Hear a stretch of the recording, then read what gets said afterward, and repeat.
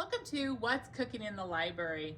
Today we are doing cheesy hash brown casserole. This is a casserole I love to make, especially for holidays. I usually make it for Easter, so I thought I'd share it with you today. Start out by, we're going to melt a fourth of a cup of butter.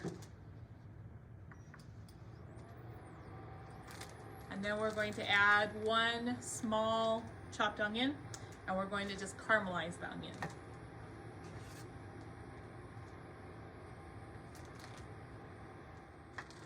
All right, I'm gonna add the onions. Now, if you don't like onions, then don't use the onions. Then we'll just add you would just add the melted butter to the recipe. But this recipe you can do a lot of different things with it. According to your taste. But I really like onions, so I always add onions. And so we'll just caramelize these onions first of all. But while that's cooking, to take a big bowl, you're gonna put a bag of hash browns. This is 24 ounces of hash browns. You can use a little bigger bag. It doesn't have to be exactly 24 ounces. This is just what the store had when I went last night. If you would rather make your own hash browns, you can cook your own potatoes and cool them and then shred them and make your own shredded potatoes. But the frozen hash browns definitely make it fast and easy. Okay, to that hash browns, we're gonna add 1 can of cream of chicken soup. Now, if you would rather use cream of mushroom soup, you can use cream of mushroom soup, you can use cream of celery soup. I really like the cream of chicken soup, but you can definitely use a different kind of cream soup. And then I fill it about half full with milk. I use about a half a can of milk.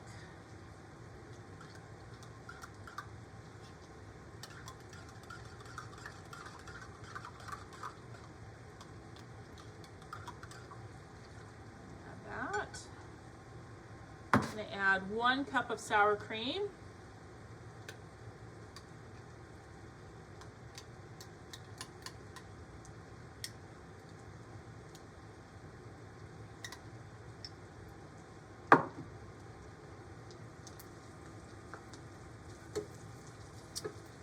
I'm going to add some cheese. I really like sharp cheddar in this, but they didn't have any sharp cheddar last night, so we have mild cheddar. This is 2 cups. The recipe actually calls for 1.5 cups, but I'm gonna go ahead and add a lot of it. I like lots of cheese in here. I'm gonna save enough to top the casserole, but I do like lots of cheese in this cheesy casserole.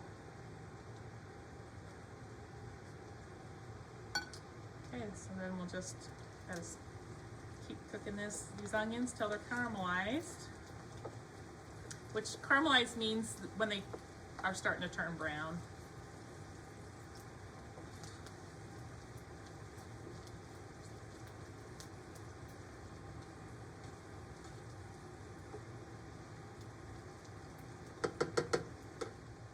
All right, our onions are brown now, so we're going to add those to it.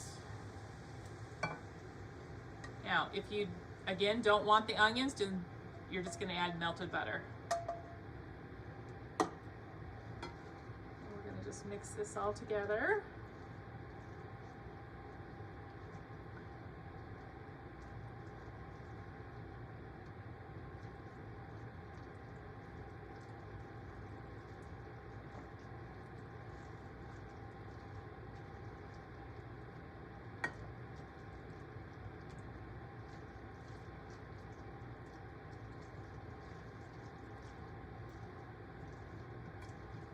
Another alteration you can make on this, instead of adding the half a can of milk, if you don't want to add the milk, you could add like chicken broth or a broth of some sort too, just something to add some moisture to it.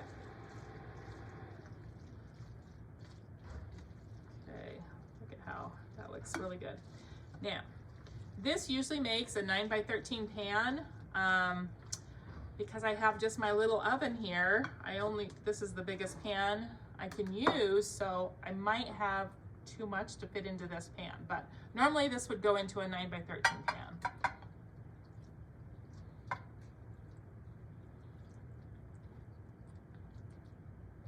Yeah. See how much I can get in here.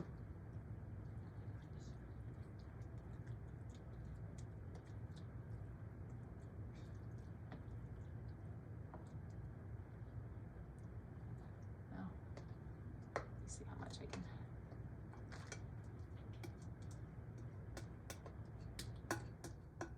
Probably get it all in here.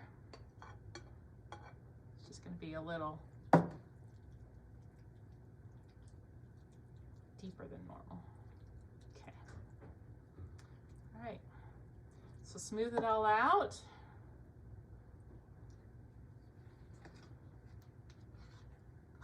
And then I'll just take some extra cheese and sprinkle it across the top.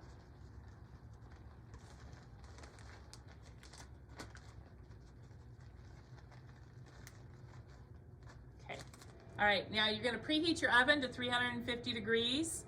You're going to bake it for 30 to 40 minutes until it's nice and bubbly and hot. All right, so it is done cooking. Go ahead and take this out. See, it's all bubbly and toasty looking. So you could actually add things to this. You could probably add bacon bits or diced ham if you wanted to add some meat to this. You could really this is a very versatile casserole that you can do a lot of things with to make it exactly what you want it to be. So